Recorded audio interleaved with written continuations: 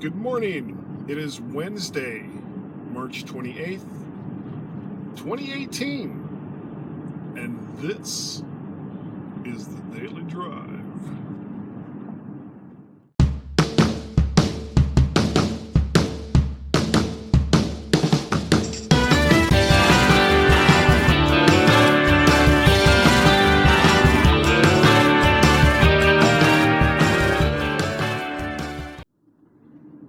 Yesterday, Apple had their education event at I've been saying high school when I've talked about this before, but it's sort of a high school, sort of not a high school. It's a college prep school. Phew! Ooh.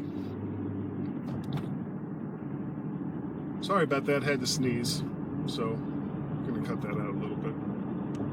So it's a college prep school. Not really sure what the difference is. But anyway,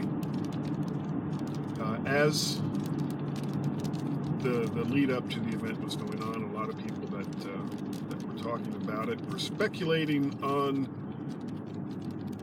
the kinds of things that Apple was going to announce.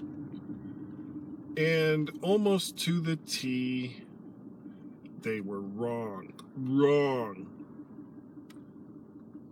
We heard about, there's going to be new Macs, and there's going to be new phones, and this is going to be updated. They're going to drop this, and it's like, yeah. What you all kind of dropped was the ball.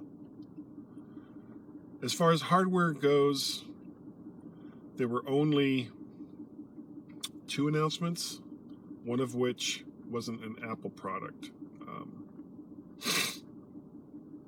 There's a new 9.7-inch iPad, not an iPad Pro, and it's the original form factor, 9.7 inches, but it is really, really priced right. $299 with educational discount, $329 for all the other humans. That's the low-end 32 gig model Wi-Fi.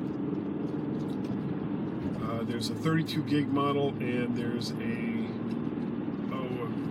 blanking. I think it's 128 gigs. Which honestly, for an iPad like this, is plenty of storage. So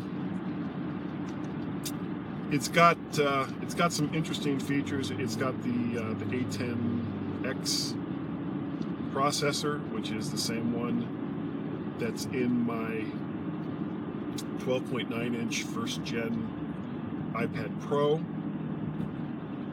It doesn't have the smart connector, so you can't use Apple's built-in keyboard cover thing, which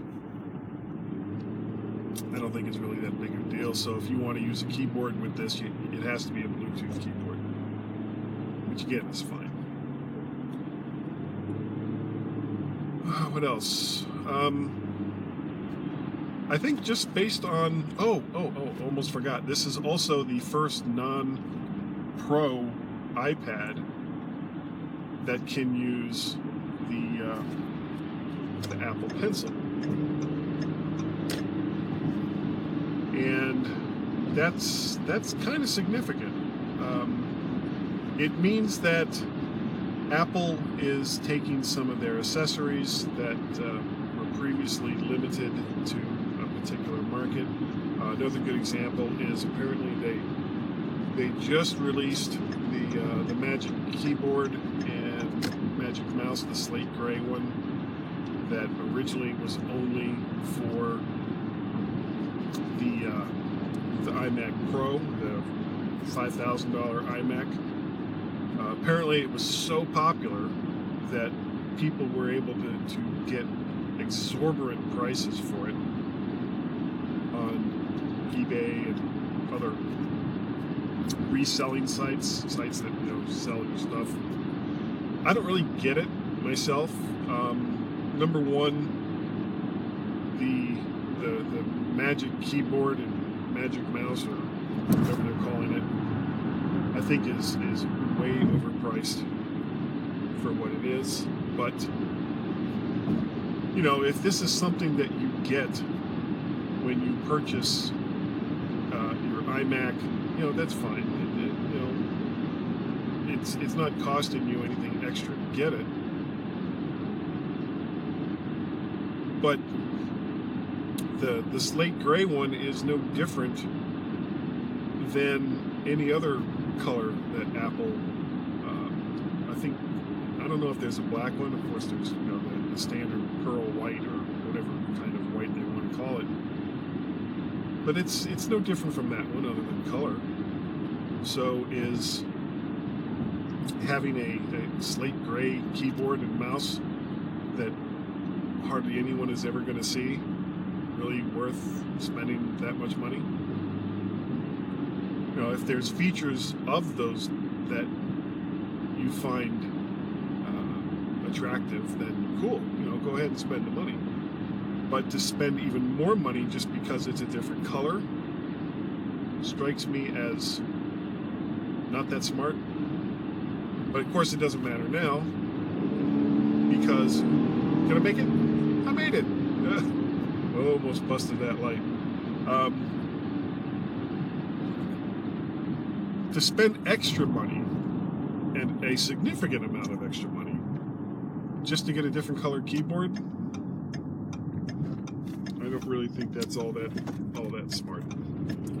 But anyway, back to the event. So they got this new iPad, which is very, it's an attractive iPad. You know, I'm thinking, because my wife is still on, what is it, my old 3rd gen, and I can replace this with one that's much better for much less money than what I paid for, like, my Pro or other things. So I'm thinking about that. The other, so yeah, iPad good. So the other thing that was announced as far as hardware, and it's not an Apple product, it's from Logitech. They have their own version of the Apple Pencil. It's about half the price of what the Apple Pencil. I think the Apple Pencil is $99. I think this was $49. I mean, it's attractive enough. You know, it's industrial design. As far as I know, it does everything that the Apple Pencil does for half the price. So if you need a pencil, I've never used an Apple Pencil, and maybe there's some functionality there that I could get, but it doesn't really appeal to me. The other thing they talked about was better integration of particular applications, including some collaboration tools that are now built into the iWork Suite pages, keynotes, and numbers. So this allows teachers to, I guess, be able to, you know, plan things better and keep track of their students' progress in whatever work they've been assigned. So I can see why this was more of an education event. Apple has been losing out to Google Chrome, and to some extent also Microsoft with Surface products, or other companies' versions of Surface products. So they want to make sure, I guess, that they still stay relevant in that space. And a good way to do that is to have products that are attractively priced, that are considered to be best in class for tablets. And whether or not this will bear fruit for Apple, kind of hard to say. we're not going to find out in one day or 1 week or 1 month or 1 year.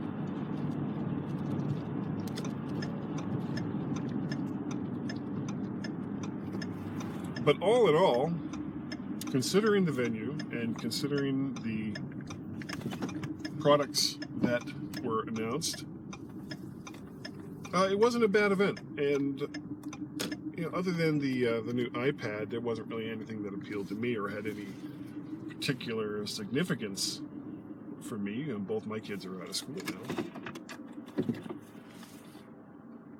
But for Apple, I think this was exactly kind of what they needed to do.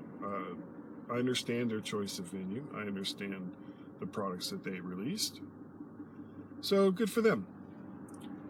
If you'd like to get a hold of me, you can reach me through emails, guy@mymac.com, guy@mttfgo.com. I am Mac Parrot on the Twitters. You can also find me if you'd like to help support the things that I do. I have a Ko-fi page, ko-fi.com. Just look for Mac Parrot. Same thing with Patreon. I have a Patreon page. And all of these things will help me continue to do things like, well, not so much the My Mac podcast. It doesn't cost me anything but time. Tim takes care of all the rest of the, as far as bandwidth and storage and all the rest of that. But for some of the things I do, like the live cast on Wednesday nights, actually I'll be doing one tonight. The Mac to the Future live cast. That's every Wednesday night at 8 p.m. Guy's Daily Drive, which is not daily, I know, kind of an odd title, but it's probably, I think it'll end up being 2 or 3 times a week, just little short shows like this, 10-15 minutes, and anything that you can contribute will help with some of the things I've got coming up, and I will go into some of my plans for Guy's Daily Drive and Mac to the Future, and other things as they come up. So thanks for watching, and we'll see you next time.